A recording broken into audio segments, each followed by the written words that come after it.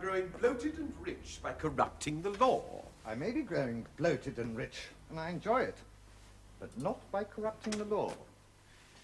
Arthur? Good evening. If Travers and I went to Glen Eagles for some golf and shared the same room, according to your argument, in law, we would have committed a sexual offence together.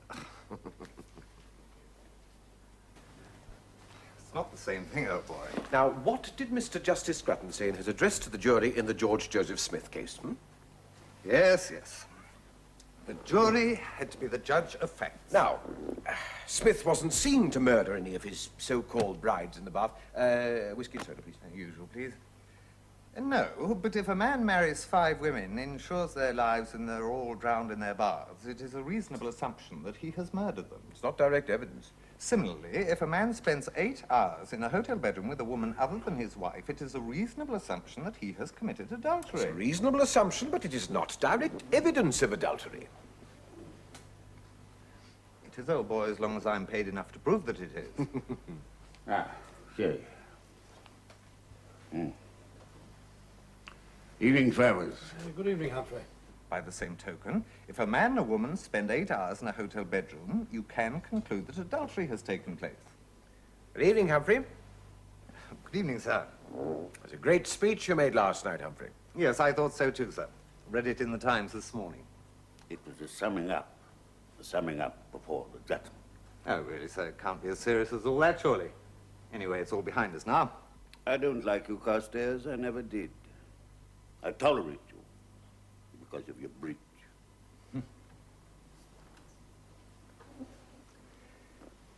This divorce business is hypocritical, though. I've just arranged a divorce for Lady Elderston. Arranged evidence, all that sort of thing. Queen Mary wouldn't have her at Ascot yesterday, but she smiled most graciously at me. Yes, in my day, no decent legal man would sit down to dinner with a divorce counsel. I sit down with you, Carstairs, be thankful and listen to what I have to say. You are out of date, Humphrey. It was a summing up, Arthur. And when have I been known to sum up without proper respect for the evidence? German espionage agents in England now. You might as well say that the Kaiser's been received at Buckingham Palace again. Ridicule has always lost the case for defending counsel, Arthur. I would confine myself to the evidence, my lord. Germany was defeated by the Allied powers in 1918. You're wrong even on the facts of evidence. Germany was not defeated. Not to the Germans. You're a dangerous man, Humphrey. Mischievous. There can be no peace in this world if men like you keep old hatreds going.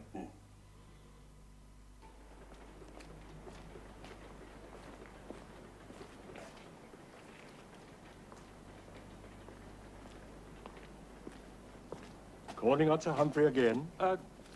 No, I wasn't. Not tonight. Tell me all. Why should you call on him at all? Anarchist, National Socialist, whatever it is you call yourself. You stand for tearing the world down. Sir Humphrey fights to preserve the crumbling edifice. Let me tell you this. I object less to what Sir Humphrey Gwynn stands for than I object to what you do, sir. My good fellow, if what you want is social justice in this world, it's men like Sir Humphrey Gwynn who should be put down, not men like me. What can a man like that know of the many sentences to death, life imprisonment, and what have you? And what possible interest can you have in social justice? The amount of money you spend on orchids alone would keep a family in the East End for 1 whole year. You talk in abstract theories. If I were to give up my orchids to feed a family in the East End, it would accomplish nothing. My gardeners, who have been taught to bring beauty into the world, would starve. Your family in the East End, who's been taught to bring nothing to the world, would gorge themselves to death. No pity, no compassion, no love for your fellow human beings. Let any man ask me to donate money for one of your social abstract theories, and I will give him not 1 penny. Let any man ask me to support the deserving poor, not 1 penny. But let any man ask me to support a school where the young can be taught to bring beauty into the world and at the same time provided with the means of earning a living, I will give him what he asks. Good evening to you. You too.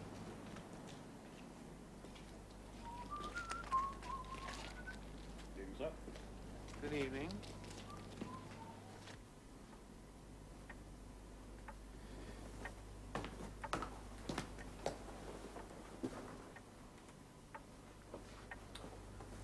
Damn keys.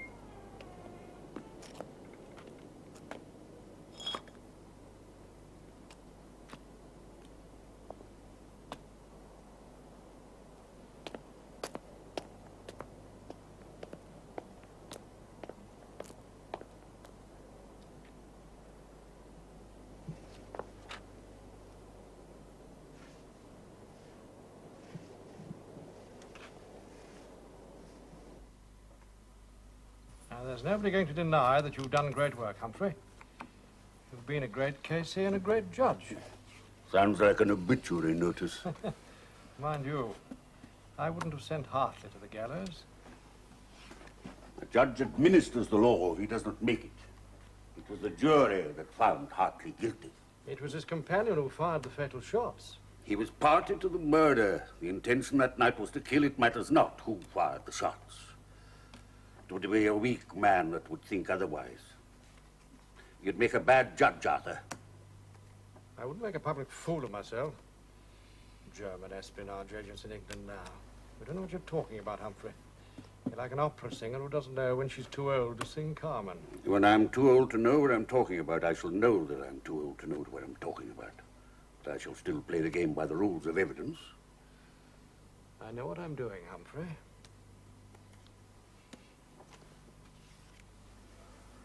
I hope you do, Arthur. I hope you do.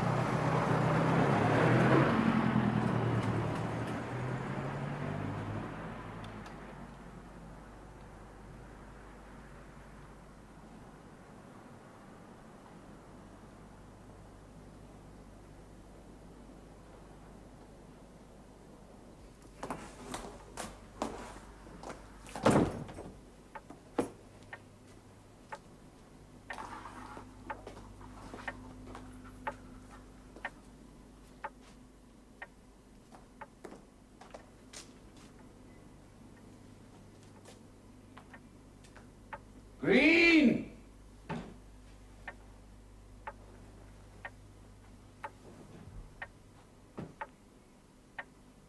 Green!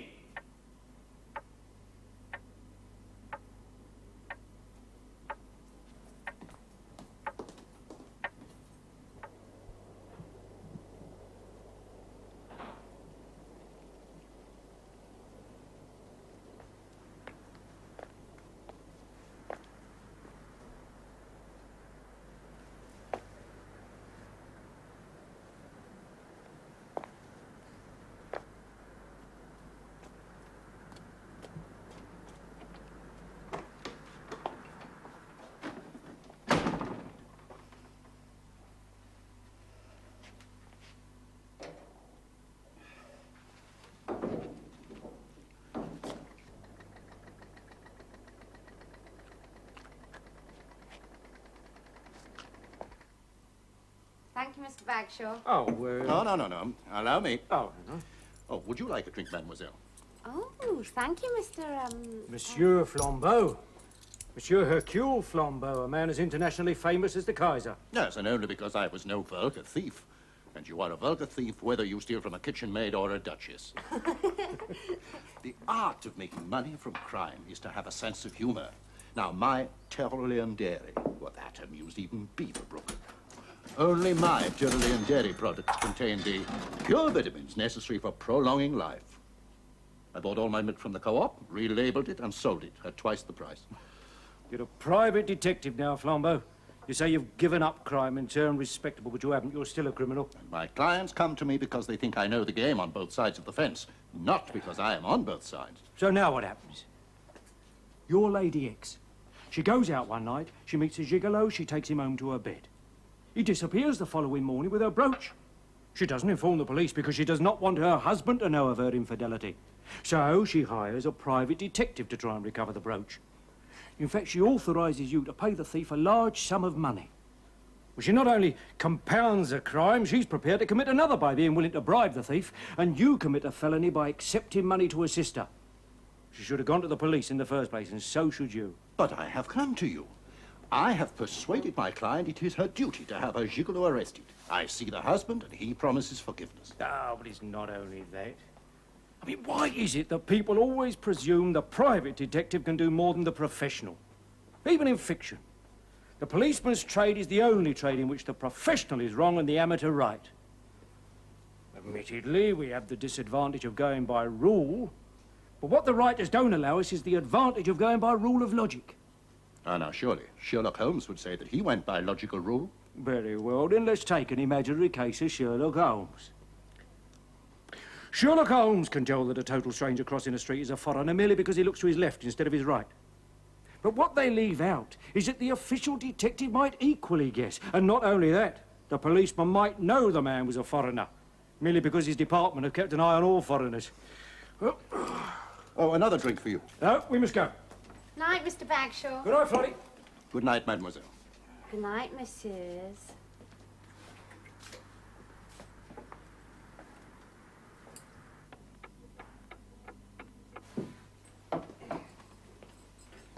Another florrie, please.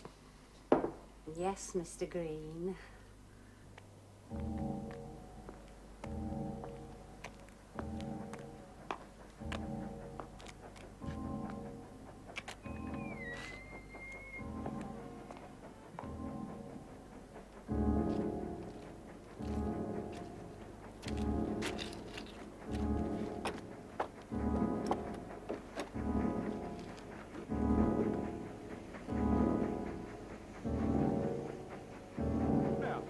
If a man were to come out of this house, you might be able to tell me he was a foreigner by the way he looked before he crossed the road. But I could tell you more. The father is English, but the mother is German. The son believes in some new social theory, writes plays and pamphlets about it. I have heard something of this new theory. This house here belongs to a man named Buller, self-made millionaire we have to keep an eye on. Oh, there's lots of people that'd like to have a go at him just because he's a millionaire.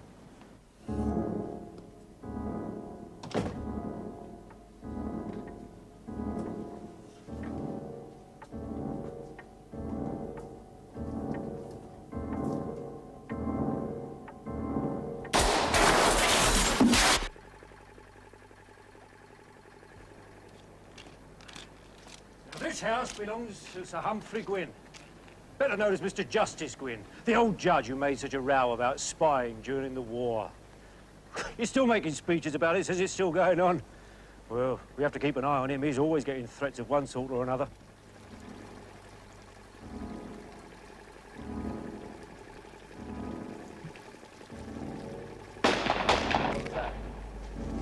A rather heavy revolver, fired twice. And it seemed to come from in here.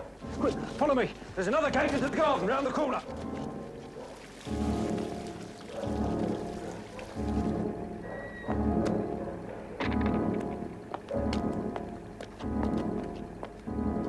Voila! I see a quicker way. Oh, Is he having a party? The No. garden seems to be illuminated. he has a little plant of electricity that he operates from the summer house. Well, they look like danger signals. And there are danger signals.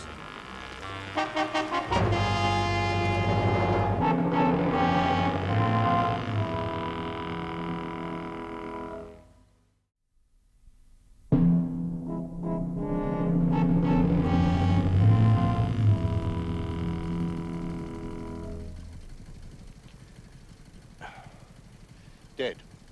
2 shots through the chest. I think you've got a bit of explaining to do. Well, I don't know anything about this. I found him lying dead. I only came to interview him for the paper. What's your name? Michael Flood. Irish Times. You usually interview people at 10:30 at night? Well, why not? His lordship spends a whole day at the law courts. Give him time to have his dinner and mellow over his port, and then he might talk. Now, how did you get in? Over the wall. And when you interview a man, do you generally climb over the wall? An interviewer may very well climb over the wall, for I could get no reply at the front door. The servant had gone out. How do you know? Because I'm not the only person who climbs over garden walls. It may be just possible that you did it yourself. Anyhow, the servant just did. Green? Why, it's Mr. Bagshot.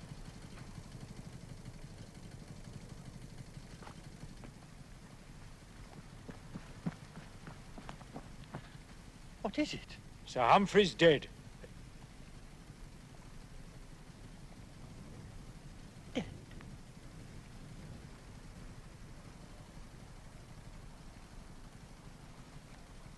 Murdered? Murdered.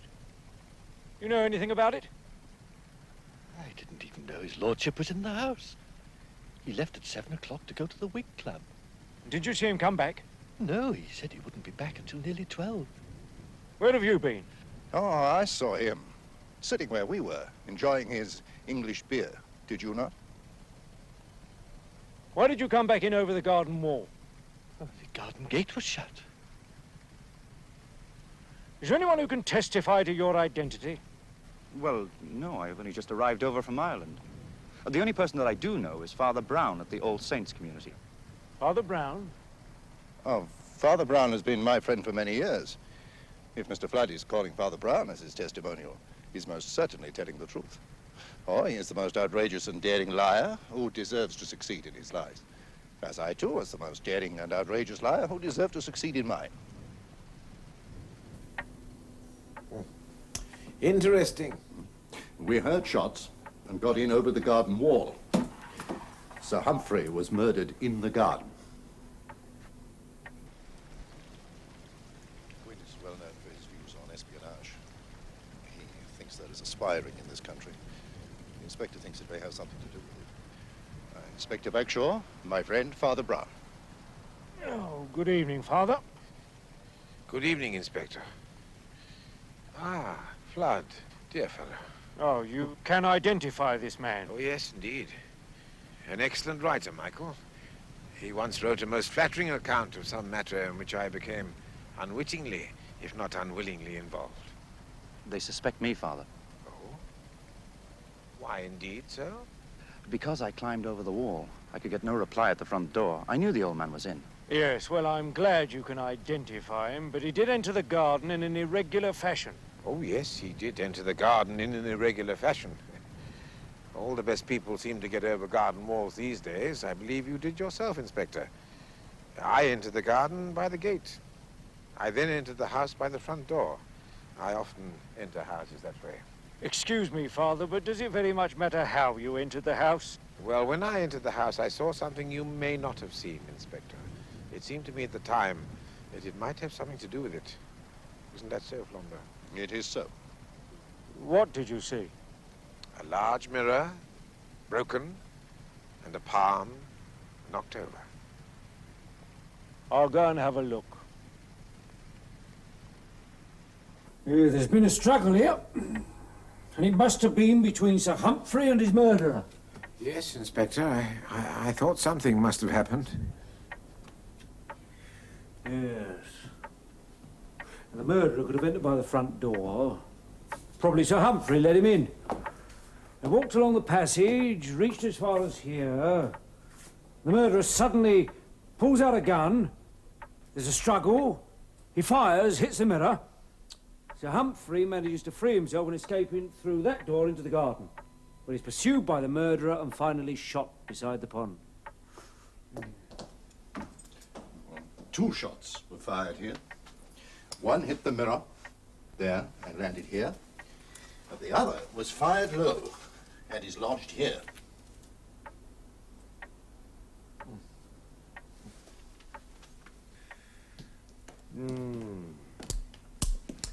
Well, we knew he was afraid of something. I suppose that's why he kept this. Right, sir. Oh, Inspector, would you mind if I stayed? And my friend, Father Brown. Please do, gentlemen. Now then, Mr. Flood, there are several questions I should like to ask you. Sure. Why should you want to interview Sir Humphrey, Mr. Justice Gwynn? Why not Mr. Justice Hampton or Mr. Justice Acton? He was insulting about Ireland. Derogatory. In what way was he derogatory? Well, no, he got a bee in his bonnet that Germany would start another war. And that England would be invaded from Ireland, with Ireland as Germany's ally. Oh, yes, yes, Inspector. Yes, yes, indeed. I remember the speech now. It caused a little embarrassment at the Vatican. Why should it do that? Well, it implied that the apostolic delegate to Ireland, the Archbishop, and all his priests were plotting with the Germans to assist them in the conquest of England. Thank you, Father. Did he say that? Yes, indeed. Mr. Justice Gwynn suggested, I believe, that certain top-ranking officials were being approached with the promise of high office in an occupied land. Thank you, Father. And what other officials are there in Ireland, except the priests? Yes, well, that will do for the moment, Mr. Flood. Don't let me go yet, Constable. And bring in Green. Sir. I trust you, Father, to look after my good name. You may leave that to me, Mr. Flood, and to God. Thank you, Father. An Irish patriot. He had a reason for killing Gwynn, and he could have done. Well, he gets in over the garden wall, enters the house quite easily through the front door. Struggle in the hall, follows Sir Humphrey into the garden and shoots him. Yes, he could have done, Inspector, but he didn't. Mr. Flood has not got the mind of a murderer. Green, sir. Yeah, Green, now, let's get your story straight. There is no story, Inspector. I went out about 10. I left the garden gate open. And when I came back about 10:30, it was shut. And Sir Humphrey was dead. Are there any other servants in the house? No, sir, I do everything. Did you know that Sir Humphrey kept this? Oh, yes, sir. You know as well as I do, he was always receiving threatening letters. What did he do with them? Kept them in the safe, I suppose. Where is his safe? In the summer house. Why did you leave the garden gate unlocked? Because I'd forgotten my keys. Well, if you've forgotten your keys, how did you unlock the gate to get out? You can open the lock from the inside. And when you got back, it was shut? Yes, sir. What did you think about that? That a policeman had slammed it. Why should a policeman slam the garden gate? Well, you know why, Inspector, because they'd been ordered to keep an eye on the place. Inspector, may I ask a question, please? What? Mr. Green, when you went out, you left the gate open because you'd forgotten your keys? Yes, sir. Thank you. And did you also leave the door from the hall into the garden open? Yes, sir. Ah, yes, I thought you might have done. Thank you, Inspector. Right, Green, that will do for the moment. Yes, Green could have left the garden gate open. And the door into the hall. By arrangement with the murderer. Well, if Sir Humphrey was expected to return between 10 and 10:30. The servant Green goes out to establish an alibi. The murderer enters by the garden gate and gets into the house through the garden door. Sir Humphrey, hearing a noise in the hall, goes out from here and comes face to face with the murderer. Struggle. Sir Humphrey manages to escape into the garden, but he's overtaken and killed.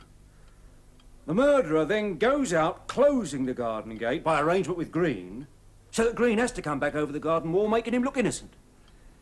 Yes. May I suggest that the inspector looks in Sir Humphrey's summer house? And what do you expect to find there, Father? Mine is an unpardonable curiosity, Flambeau. Yes, well, I have every intention of examining the summer house. Inspector? They say it's bad luck to break a mirror. Yes, so they do.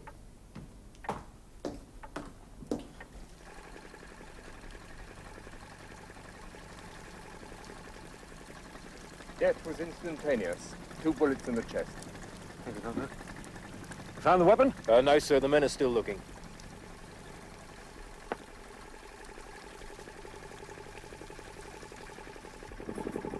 This appears to be a record of particular cases he has tried. And they all have one thing in common. They're all people convicted of espionage during the war.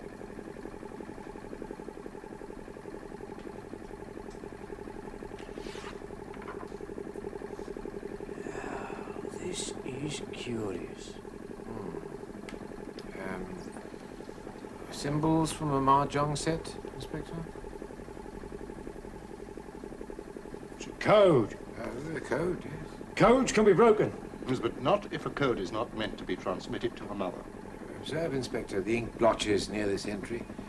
Surely that indicates that he was disturbed whilst making it? Murderer. The motive of the murderer is now different. And then there's the symbol, which could be the person, of course. Suspects I know. The old boy must have been right. There must have been a spy ring building up in England. The mind of a man who could betray his country. That I should fully like to comprehend. Yes, well, gentlemen, please do not touch this book. It'll have to be examined by intelligence. Flambeau, there's something curious about this entry. Suspects I know. Why then did the murderer not remove the entry? He must have guessed that Sir Humphrey kept a record. Yes, but he could have been disturbed. Yes, our friend Michael Flood.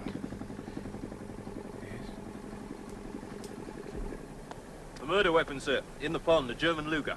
Good, now we're getting somewhere at last. Found anything else? Footprints, sir. They look like the footprints of a man with small feet. But there is something rather curious here, sir. Good evening. Oh, good evening. Who are you? I am Osric Orr. So you are Osric Orr. I am he. You know this man? I've read of his political views, Inspector. I am, of course, in disagreement with them. And are his political views anything to do with the murder of Sir Humphrey? They may well be. In that case, Mr. Orme, I think you better explain what you're doing up there. Curiosity. Curiosity is no answer. It is the exact one. Have you been in the house of Mr. Justice Gwynn tonight? No. So, here we are again. Decided to go in and see the old boy, did you? Mr. Buller, Sir Humphrey has been murdered. Murdered? I'm investigating the case and I must ask you to explain.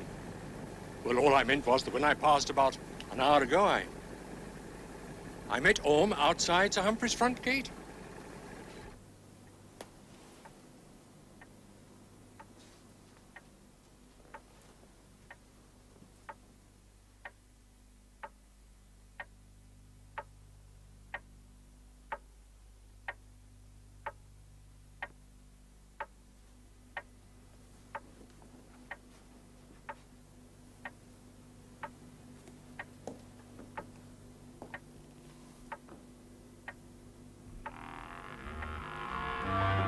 Lights switched on. Sir Humphrey had returned. Give him a moment to settle in. Shots. Sir Humphrey lying dead beside the pool. A man next to him. The arrival of York itself. Another man. And then the servant came back over the wall. It was curiosity, dear fellow. I was just curious to see the rest of the drama. Father Brown, you said that this man's political theories may have something to do with the murder. His theories, yes, Inspector, but not the man. But why not the man? Mr. Orme believes as passionately in his faith as I believe in mine. He also believes, I think I'm right in saying, Mr. Orme, that a man should be free to choose his own destiny, and that he cannot do so whilst his life is controlled by the church and what is called the privileged class. That is right, that is right. To quote his own words, abolish the church, abolish the privilege of wealth, and man will be free to lead a full and fruitful life. That is quite right, Father, quite In his own way, Mr. Orme believes as passionately as I do that man's life is sacred. And for that reason, you would not expect me to commit a murder, Inspector. Of course not. Now, that's the new social theory you were talking about, Inspector. It's very popular in Germany. And the leader of the party there believes that he and his ideas will conquer the world. Yes, that's what Sir Humphrey was always making speeches about. Yes, indeed, I believe so. Yes, well, that will do, Mr. Orme. For the moment. Don't let him go, Constable.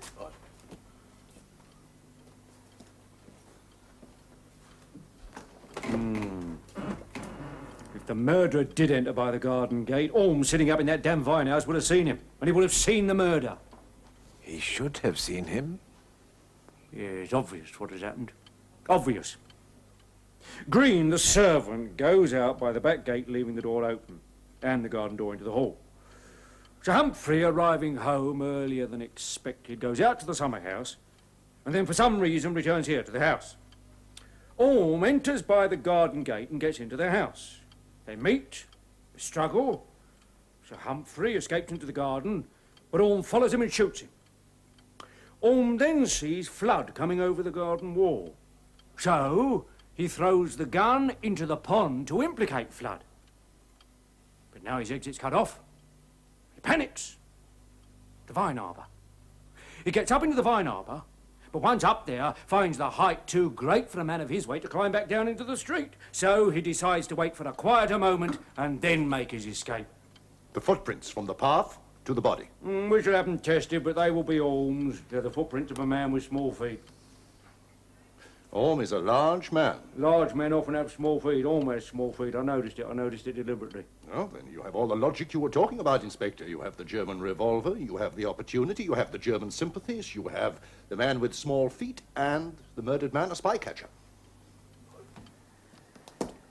But, Inspector, Osric Orme is not the man who killed Sir Humphrey. And why not? Osric Orme does not look like the murderer. And if it's not Orme, who is it? Mr. Orme is an idealist. A mistaken idealist, but an idealist nevertheless. Now, there are men who want power, and the idealism of others becomes the means by which they hope to obtain it. Such men are dangerous. But I don't think that we should be looking for a man with a lean and hungry look. It's a better playwright than Mr. Orme once said. So your murderer is a man who wants power? Yes. And a man who wants power often feels that he's a failure. And do you know who this man is? No, Inspector. No, I do not. But I can see him. I can see him quite clearly. Well, I can't. And neither could Osric Orme sitting up in that damned vine house. I'm arresting him and charging him with the murder of Sir Humphrey Gwynn.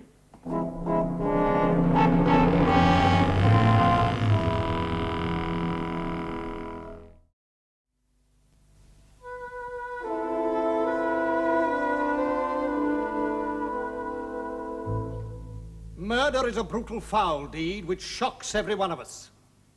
But murder in which the victim is a man of advanced years shocks us even more.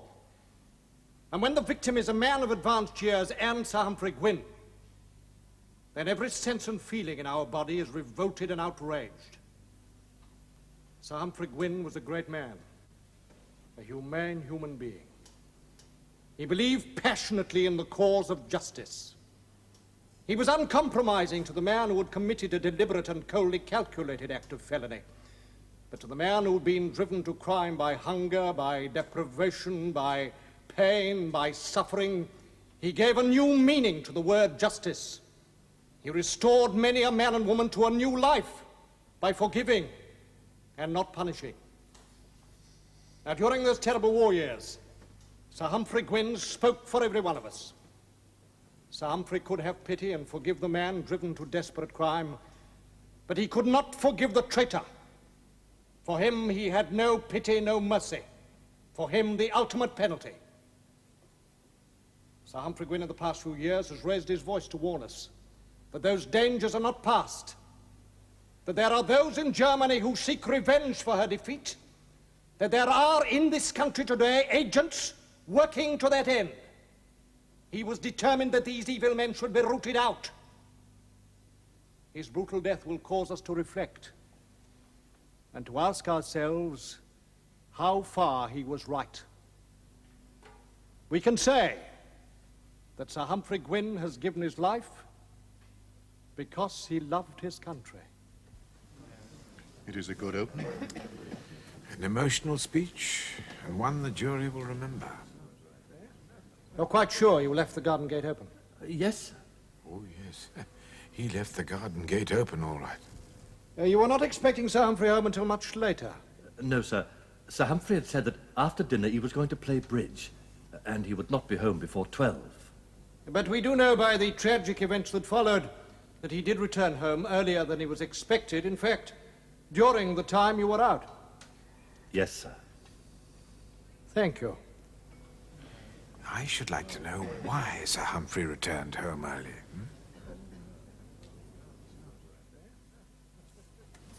And you have expert knowledge in all matters of firearms. Certainly. Can you identify the firearm before you? Yes, it's of German manufacture. It was standard issue for German officers during the war. And would such a firearm be easily obtainable? After the war, they were being sold quite openly. And it was bullets from this firearm that killed Sir Humphrey? Yes. And it was bullets from this weapon that were found in the hall? Yes. A grave task has been entrusted to me in defending Mr. Osric Orr. He denies utterly and completely that he murdered Sir Humphrey Gwynn. He denies utterly and completely that the murder weapon found in the pond was his. He does not deny that he intended to call on Sir Humphrey that night.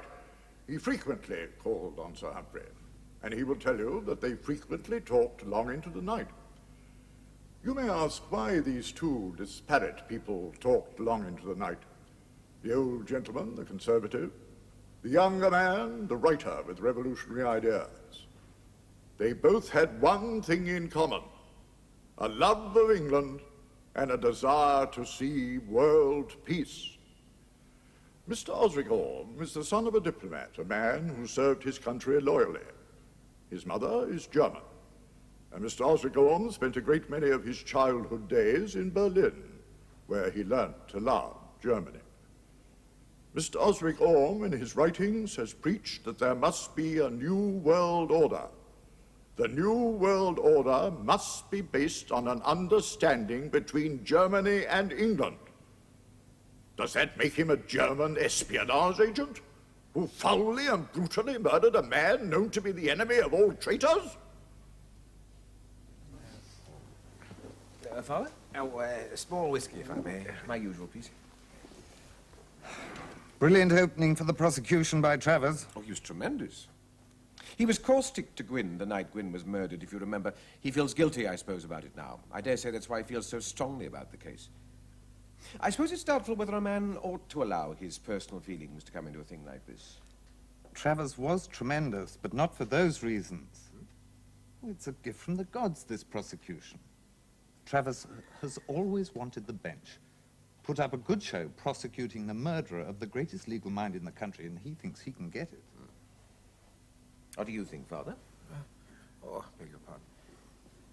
You know, what strikes me, gentlemen, is how different some men look without their wigs. You talk about the prosecuting counsel being so tremendous, but I happen to have seen him just walk in just now, and he really is a very different man. He's quite bald, for one thing. Well, I'm afraid that won't prevent him from being tremendous. You don't propose that we found the defense on the fact that the prosecuting counsel has a bald head, do you? Yes, I suppose Travers does feel strongly. I suppose he feels it's his fault Gwynn was murdered that night. Oh, why so? Gwynn had made a speech at a London university dinner the night before. He'd been at it again about espionage in England. He did go on a bit about it. Some of us had begun to wonder whether he wasn't a bit going off his rocker. Well, the old boy was a distinguished man. You have to tolerate an old man's follies, if he was an old fool. Oh, yes, of course. Travers said what a lot of us have been thinking. In fact, he said more. He said he was a dangerous old fool. After that rubber, Gwynn refused to play with him, went home. Mine's the whiskey. You don't seem to be concerned by these proceedings. Oh, I am concerned. If this is the British law's modus operandi, then the sooner it is destroyed and replaced by a better system, the sooner the British citizen will know the meaning of justice. Thank you. There was no reply to the doorbell, so you then went for a walk round the grounds. I went for a walk in the garden. Even though this was the property of another man? Sir Humphrey would have had no objection. You then went and sat in the wine arbour? That is so. To await his return? To wait his return. Yes. Now, the theory has been advanced that during the absence of the servant Green, an unknown assassin entered by the garden gate, walked up to the house, entered it by the garden door, where, meeting Sir Humphrey, fires at him. Sir Humphrey escapes into the garden, where he's followed and murdered. That would appear to be something of the truth. Yet from where you were sitting in the wine arbour, you could have seen an assassin enter the house. You could have heard the shots. You could have seen an assassin follow Sir Humphrey into the garden. You could have seen all this. I could have seen it, yes. You could have seen all this, and you saw nothing. I saw that Sir Humphrey Gwynn had been shot. That is all you saw? Yes. That is all you saw? You saw only that he had been shot? Yes! I saw that Sir Humphrey had been shot, that's all I saw. Well, that's it. Orme can't get round that one. Now, what are you contemplating, Father Brown? Well, to tell you the truth, I was contemplating how little some kinds of people know about other kinds of people. Now, supposing I went out and about amongst some strange people who'd never heard of England, and I told them that in that country there were men who put on their heads contraptions made of horsehair, eh? With little tails hanging down behind and little tight grey curls at the side.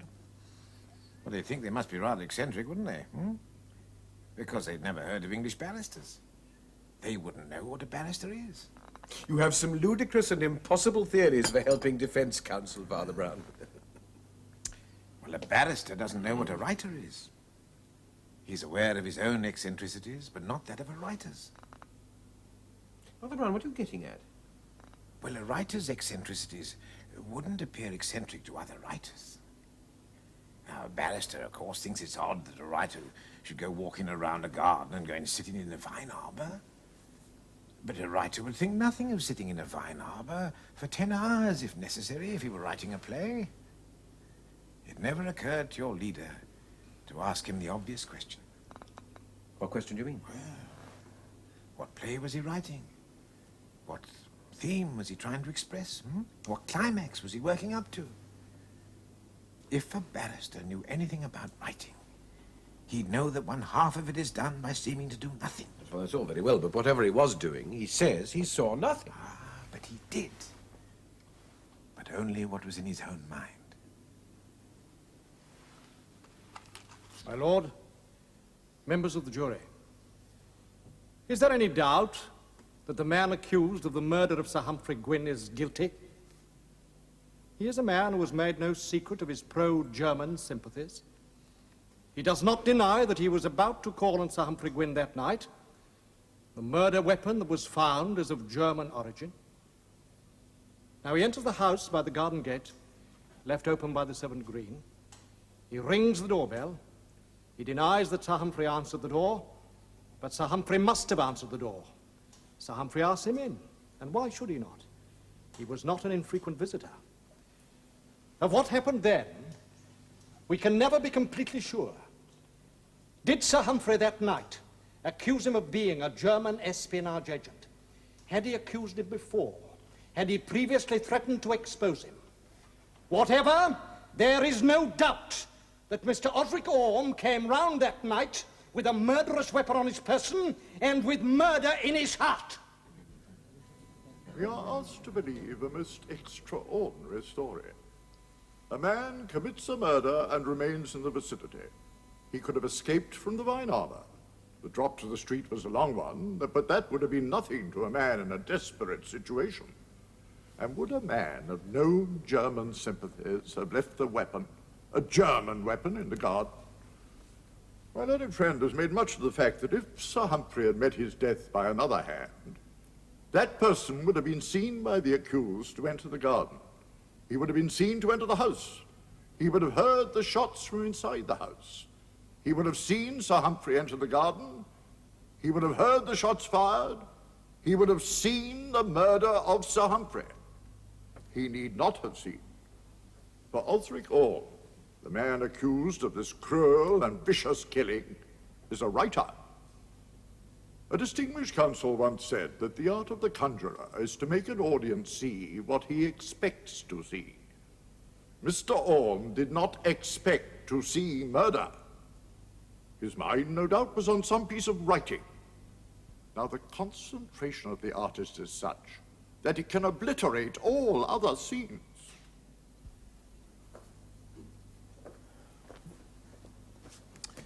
Well, it sounded a convincing enough argument when you said it, Father Brown, not when Blake did. The jury will bring in a verdict of guilty in the morning. Travers will get the bench, I think. It's ironic, because he really hated Gwynn, you know. Indeed? Why so? Gwynn was the greatest legal mind in the country. And he put Travers down in court on more than one occasion. Travers would have been on the bench now but for Gwyn. But you see, Travers was inclined to be a bit hot-tempered. His ambition made him overstep his prudence, and Gwyn, who had a passion for the law, once made him apologize publicly in court. That sort of thing did him no good at all. And it didn't endear Travers to Gwyn. Please excuse me for a moment. Yes. Drink, Father.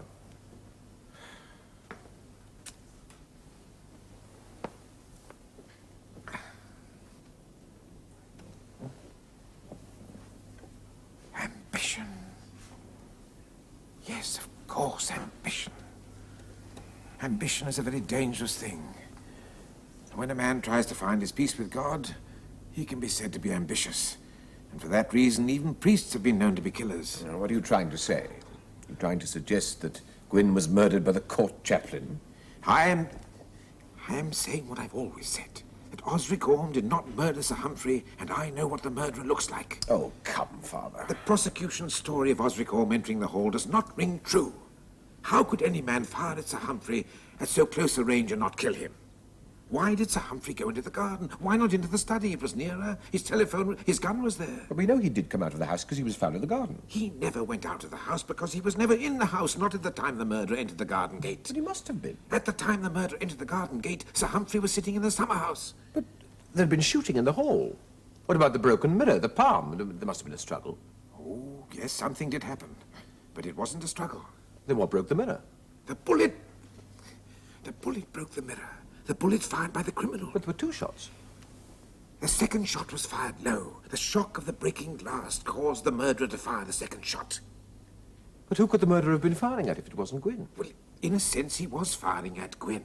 But Gwyn wasn't there to be fired at. The murderer was alone in the hall. If it wasn't Orme, it still doesn't tell us who it is. No. Imagine the scene in the hall. The mirror, the tall palm. Now, in the half-light, a man reflected in the mirror would look a little like Sir Humphrey, would he not? Even if the image were only slightly like him. I'm beginning to see. Now, Osric Orme could not possibly have mistaken his image for that of Sir Humphrey. We need a man with a physical similarity to Sir Humphrey. That's what I mean when I say I know what the murderer looks like. All right, it's a good theory. I'm going to argue one of the very things that you said was so ludicrous and impossible. What do you mean? I'm going to base the defense on the fact that the prosecuting counsel has a bald head. Oh, my God. Travers? Didn't you say that Travers was an ambitious yet disappointed man? But what would Travers hope to gain? In a German-occupied England, he would hold the highest legal office in the land. Oh, my God. Gentlemen, an innocent man's life is at stake. I suggest, Mr. Carstairs, you telephone Inspector Bagshaw immediately.